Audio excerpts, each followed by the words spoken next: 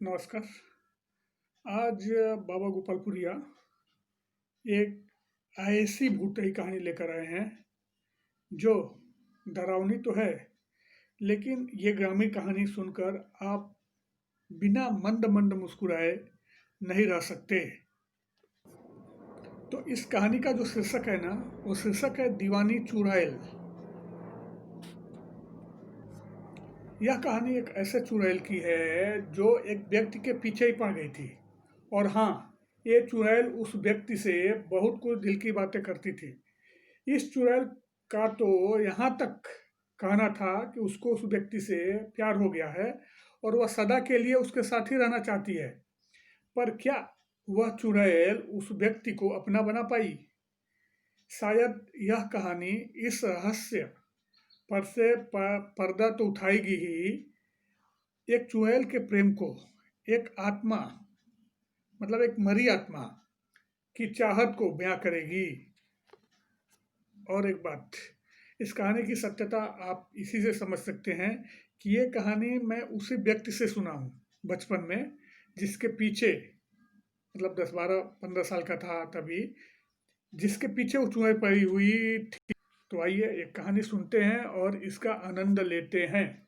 तो यह कहानी आज से 70-75 साल पहले की है, जब गांव के अगल बगल में बहुत सारे पेड़ पौधे झाड़ियाँ आदि हुआ करती थी। जगह जगह जगह पे आपको बसवाड़ी यानी बांस का बगीचा, महुआनी, महुए का बगीचा, आम की बारियां आदि हुआ करती थी। गांव के बाहर निकलने के लिए पक्के रोड नहीं हुआ करते थे, कच्ची पगडंडियां थी। और वो भी क्या होता था ना, वो कच्ची पगडंडियां जो होती थी ना, वो मूंज आदि जो पौधे होते हैं ना बड़े बड़े, उनसे ढकी रहती थी। ऐसे समय में ना भूत प्रेतों, चुड़ैलों, जिन्न आदि का बहुत ही बोलबाला था। लोगों को इन अनसुलझी आत्माओं के डरावने अनुभव हुआ करते थे उस समय। यहाँ तक कि ये रोएं खड़ी कर देने वाली आत्माओं के कुछ नाम भी हुआ करते थे, जो इनके काम या इनके रहने की जगह या यदि ये कैसे मरे उसके आधार पर रखे जाते थे। जैसे पंडित जी के श्रीफल की चुड़ैल, नेतुआ बीर बाबा, बड़की बारी वाला भूत, बसवाड़ी में की चुड़ैल, सारंगी बाबा, रक्त पियनी चुड़ैल, नहर डूबनी चुड़ैल यानी जो नहर में डूब कर मरी थी, प्यासन मरी चुड़ैल आदि। तो आइए अब आप लोगों को एक ऐसे चुड़ैल से मिलवाता हूँ, डायन से मिलवाता हूँ, जो एक आम के बगीचे के कोने में स्थित एक बांस की कोठी थी, बसवाड़ी थी। मतलब जो बहुत सारे बांस ऐसे झुरमुट हो जाते हैं ना बांसों के लंबे लंबे, तो उसी में रहती थी। यह कहानी जिस समय की है, उस समय हमारे गांव के बहरू बाबा गबरू जवान थे। चिक्का, कबड्डी, दौड़ आदि में बढ़ चढ़ कर हिस्सा लेते थे और हमेशा बाजी मारते थे। अरे भाई, कबड्डी खेलते समय अगर 3-4 लोग भी उन्हें पकड़ लेते थे ना, तो सबको खींचते हुए और बिना सांस तोड़े वो लाइन को छू देते थे। बहरू बाबा के घर के आगे लगभग 200-300 मीटर की दूरी पर उनका खुद का एक आम का बगीचा था, जिसमें आम के लगभग बहुत मोटे मोटे 15-16 पेड़ थे। और इसी बगीचे के कोने में एक बसवाड़ी भी थी, बहुत ही घनी बसवाड़ी। वो तो अभी भी है, बसवाड़ी वैसी ही है, लेकिन अभी बहुत सारे बांस कट लिए गए हैं, फिर भी अभी बहुत घनी है। और उस जो बसवाड़ी थी ना, उसमें बांस की एक नहीं 3-4 कोठियां थी आसपास में। इसके लिए वो बहुत ही भयावह लगती थी। तो ये जो की घटना है, उस समय आम का मौसम था और इस बगीचे के हरे पेड़ की डालियां आम से लटकर झूल रही थी। दिन में बहरू बाबा के घर का कोई व्यक्ति दिन भर इन आमों की रखवाली करता था और रात को रखवाली करने का जिम्मा बहरू बाबा का था। रात होते ही बहरू बाबा खाना खाना पीना करने के बाद अपना बिस्तर और बसखतिया ऐसे उठाते थे और सोने के लिए इस आम के बगीचे में चले आते थे, क्योंकि रखवाली करनी थी ना, नहीं तो रात को कोई आम तोड़ लेगा। एक रात की बात है एक रात की बात है कि बहरू बाबा अपनी बसखतिया पर सोए हुए थे। तभी उनको के एक तरफ बसवाड़ी के एक तरफ मतलब एक बगल में कुछ आहट सुनाई दी। बहरू बाबा तो जग गए, पर खाट पर पड़े पड़े मतलब खाट से उठे नहीं, सोए सोए ही अपनी नज़र बसवाड़ी की तरफ घुमा दिए। हल्की हल्की अजोरिया थी, मतलब अजोरिया उगी हुई थी। उनको बंसवारी के कुछ बांस जो थे ना वो हिलते हुए नजर आ रहे थे, पर हवा न बहने की वजह से उनको क्या लगा कि कोई जानवर होगा जो बांसों में घुस गया है और शरीर को बांसों में रगड़ रहा है, और शायद इसके वजह से ही ये बांस जो हैं वो हिल रहे हैं। अब इसके बाद क्या हुआ ना कि भैरू बाबा उठकर अपने खाट पे ही बैठ गए और अपनी लाठी संभाल लिए। अभी भैरू बाबा कुछ बोले इससे पहले ही उन्हें बंसवारी में से एक औरत, समझिए आधी रात का समय, एक औरत निकल कर आती हुई दिखाई दी। उस औरत को देखते ही भैरू बाबा की सांसें तेज हो गई और वे लगे सोचने कि इतनी रात को इस बंसवारी में ये औरत क्या कर रही थी, कहीं कुछ गड़बड़ तो नहीं है। अभी वे कुछ सोच ही रहे थे कि वह औरत सीधे उनके पास चली आई और कुछ दूरी पर खड़ी हो गई। अब भैरू बाबा तो एकदम हक्का बक्का थे, उनके मुंह से आवाज भी नहीं निकल रही थी, पर कैसे भी हिम्मत करके उन्होंने पूछा कि तुम कौन हो और इतनी रात को यहाँ क्यों आई हो। भैरू बाबा की बात सुनकर वह जो औरत थी ना चुड़ैल, वो एकदम जोर से डरावनी हंसी हंसी और बोली कि देखता नहीं औरत ही तो हूँ और इसी बंसवारी में रहती हूँ। बहुत दिनों से मैं तुमको यहाँ सोते हुए देख रही हूँ और धीरे धीरे मुझे अब तुमसे लगाव हो गया है। मैं सदा के लिए तुम्हारी होकर रहना चाहती हूँ। भैरू बाबा को अब यह समझते देर नहीं लगी कि यह तो वही चुड़ैल है जिसके बारे में लोग बताते हैं कि इसी बगीचे में बहुत साल पहले घुमक्कर मदारियों यानी जादूगरों का परिवार आकर लगभग 3-4 महीने रहा था, और एक दिन कुछ लोगों ने उस मदारी परिवार की एक 12-14 साल की कन्या को, बालिका को इसी बंसवारी में मरे हुए पाया था। और मदारी परिवार तो वहां से भाग गया था, अपना बोरिया बिस्तर लेके नरारद हो गया था। और लेकिन वो चुड़ैल, वह जो लड़की थी वही चुड़ैल बन गई थी, क्योंकि उसकी जो हत्या थी ना वैसे बोलते हैं कि गला दबाकर की गई थी।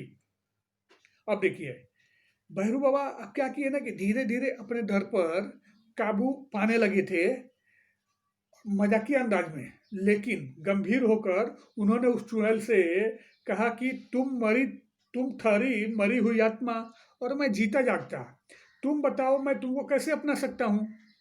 भैरू बाबा की बात सुनकर वह चुड़ैल थोड़े गुस्से में बोली, मैं नहीं जानती, अगर तुम मुझे ठुकराओगे तो तुम्हें मैं मार डालूंगी, तुम्हें हर हालत में मुझे अपनाना ही होगा। अब भैरू बाबा कुछ बोले तो नहीं, पर धीरे धीरे वो हनुमान चालीसा पढ़ने लगे, क्योंकि उस समय ना बहुत पहले जब लोग कहीं बगीचे उगीचे में अकेले सोते थे या कहीं खेतों में रहते थे ना, तो हनुमान चालीसा ही उनका सहारा हुआ करता था। तो जब वो हनुमान चालीसा पढ़ने लगे ना तो वो चुड़ैल गुस्से में ही धीरे धीरे पीछे हटी और भैरू बाबा को चेतावनी देते हुए कि हर हालत में उनको उसे अपनाना ही होगा, वहीं से मतलब गायब हो गई और बंसवारी में चली गई। अब सुनिए, इस घटना के बाद भैरू बाबा की नींद ही उड़ गई और वे अपनी बंसखटिया उठाए और घर चले आए।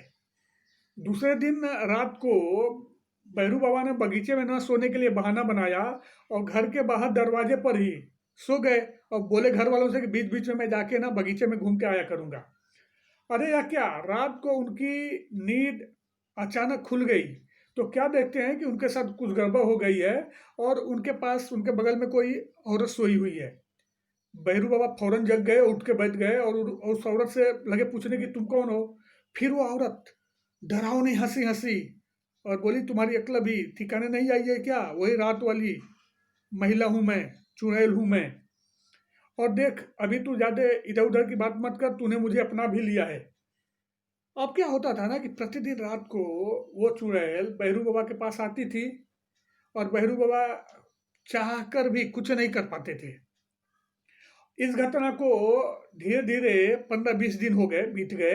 अब भैरू बाबा भी थोड़े कमजोर हो गए थे, थोड़े मानसिक रूप से भी कमजोर हो गए थे, और उनके घर वाले भी ये नहीं समझ पा रहे थे कि अचानक ये 15-20 दिन में ऐसा क्या हुआ कि इसकी शरीर जो है ना गलती जा रही है। और भैरू बाबा भी ना ये जो बात थी ना ये घर वालों को नहीं बताते थे। तो फिर घर वालों ने क्या किया कि उनको किसी डॉक्टर वॉक्टर से भी दिखाए, लेकिन उनकी हालत में कोई सुधार नहीं हुआ। अब देखिए प्रभु की खेल। ओम नमः शिवाय। रात को एक दिन की बात है कि गांव में नाच नाच यानी नौटंकी क्योंकि पहले बहुत सारा नाच आता था गांव में, बारात में या किसी भी फंक्शन में लोग नाच लिखवाते थे और नाच आता था। तो नाच आया हुआ था, तो भैरू बाबा अपनी संगतिया मंडली जो थी ना, अपने दोस्तों के साथ नाच देखने गए। और पहले अभी भी गांव में जब नाच आता है ना, तो एक दो पान वाले अपना वो सामान उठाए वहां आके अपनी दुकान लगा देते हैं। तो जहाँ नाच हो रहा था वहां भी पान की दुकान लगी हुई थी। तो भैरू बाबा ने वहां से पान लगवाकर एक बीड़ा खाया, और उसको मतलब कि दुकान वाले को बोले, पान वाले को, कि दो बीड़ा और लगा के कागज में लपेट के मुझे दे दो। पान वाले ने दो बीड़ा पान कागज में लपेट कर, वो ऐसे वो लोग पत्ते नहीं गांव में रखते हैं, वो लोग क्या करते हैं ना, कागज ही रखते हैं ऐसे अखबार, उसमें फाड़ फाड़ के बांध के पान दे दिया करते हैं। तो दो बीड़ा पान दुकानदार ने भैरू बाबा को दे दिया। तो नाच देखने के बाद भैरू बाबा घर आए और सोने से पहले एक बीड़ा पान निकाल कर खाए, और बाकी एक बीड़े को वैसे ही कागज में लपेट कर पॉकेट में अपने रख लिए। अब देखिए, उस रात क्या हुआ कि भैरू बाबा के साथ एक ऐसा चमत्कार हुआ जो मतलब उनको बहुत ही प्रसन्नता देने वाला था। हुआ यह था कि वह चुड़ैल उस रात उनके पास नहीं आई। अब सुबह भैरू बाबा जगे तो बहुत खुश थे, उनको लग रहा था कि पान लेकर सोने की वजह से मतलब कि वो चुड़ैल उनके पास नहीं आई है।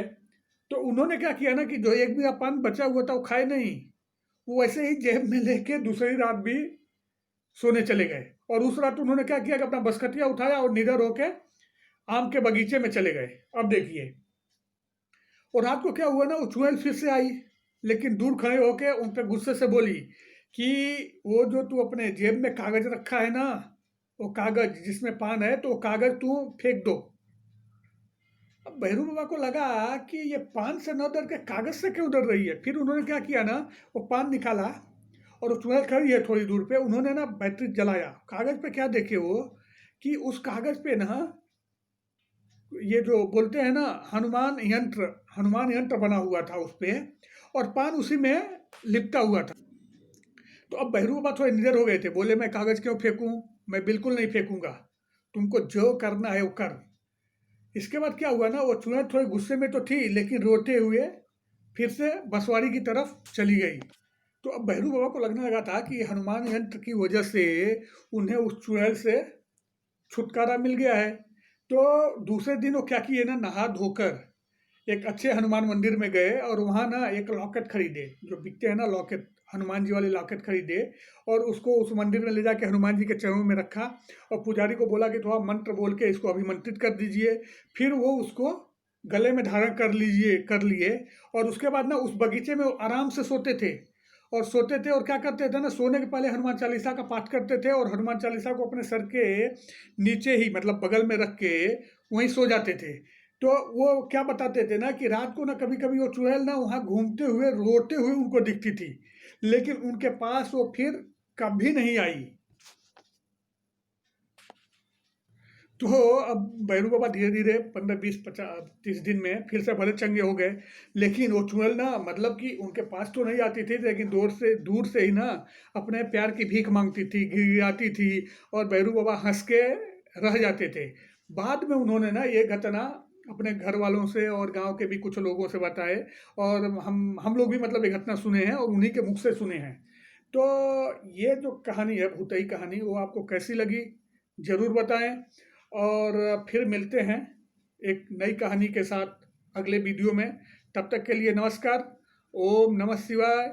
जय बजरंग बली हनुमान।